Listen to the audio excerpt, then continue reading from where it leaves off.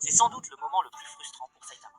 D'habitude, il terrasse n'importe quel ennemi d'un seul coup. Mais là, il n'arrive pas à vaincre un moustique. Et être harcelé par un moustique n'est pas le pire. Le plus douloureux, c'est de ne pas trouver l'adversaire. C'est seulement en rêve que Saitama peut livrer un combat exact. Car les ennemis de ses rêves sont très puissants. Ils ne se font pas battre d'un seul coup comme dans la réalité. Prenez le rêve de Saitama aujourd'hui. Face à l'attaque des souterrains, il a pour la première fois ressenti la douleur. Les souterrains se proclament maîtres de la terre et ont lancé un plan pour exterminer les humains. Ils en ont déjà anéanti 70%. Pour protéger la terre, Saitama a immédiatement contre-attaqué.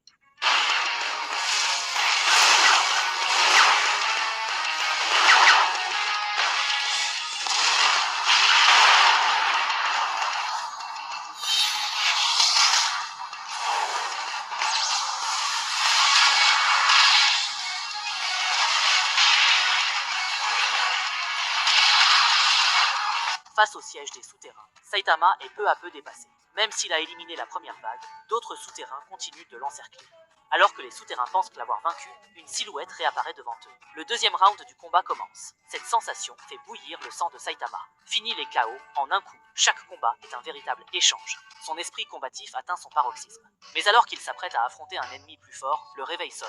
À son réveil, Saitama explose le réveil d'un coup de poing et doit finalement revenir à la réalité. Mais par coïncidence, les souterrains de son rêve apparaissent vraiment devant sa porte. Saitama, en tenue de combat, s'apprête à les affronter, mais il ne s'attendait pas à un tel fossé entre le rêve et la réalité. Le combat se termine avant même d'avoir commencé. Désolé. L'esprit combatif de Saitama, à peine ravivé, s'éteint de nouveau. Quelques jours plus tard, une crise de moustiques éclate dans toute la ville. Quiconque se fait piquer est immédiatement vidé de son sang et se transforme en cadavre desséché. Mais même si toute la ville a été prévenue, il y a toujours quelques têtes brûlées, comme ce blond par exemple. Incrédule, il profite de la crise pour piller tout un supermarché. Il ignore que la faucheuse lui fait signe. En un instant, le blond devient un cadavre desséché. Et celle qui commande l'essaim de moustique n'est autre que la fille moustique. Alors qu'elle s'apprête à changer de lieu, une flamme jaillit soudain sur elle. L'assaillant est le cyborg Genos. Le but de Genos est de mettre fin à cette crise des moustiques. S'il élimine la fille moustique, les 500 chefs se dispersera naturellement. Le grand combat entre eux est sur le point de commencer. La fille moustique tente de réutiliser sa vieille ruse, ordonnant à l'essaim d'encercler et d'attaquer Genos. Mais elle ignore que Genos, en tant que cyborg, n'a aucune crainte. Les flammes qu'il projette incinèrent l'essaim en un instant. Voyant que l'essaim est inefficace contre Genos, la fille moustique doit intervenir elle-même. Leur champ de bataille se déplace du sol vers le ciel.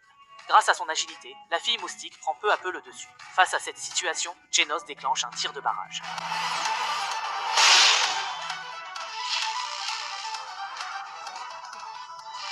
Prochain coup, je te casse une jambe. Mais mes jambes? Qu'est-ce qui arrive à mes jambes? Après un premier échange, bien que Genos ait perdu un bras, la fille moustique s'est également fait arracher les deux jambes par Genos. Alors que Genos s'apprête à porter le coup de grâce, la fille moustique utilise à nouveau sa tactique de l'essaim. Bien que les habitants de la ville se soient cachés, réduisant le nombre de moustiques, les animaux de la forêt, eux, sont une autre histoire. Les moustiques de la nature, sentant l'appel, convergent aussitôt vers la ville. En un instant, un essaim visible à l'œil nu se forme. Voyant l'essaim grandir sans cesse, Genos comprend qu'il doit éliminer la fille moustique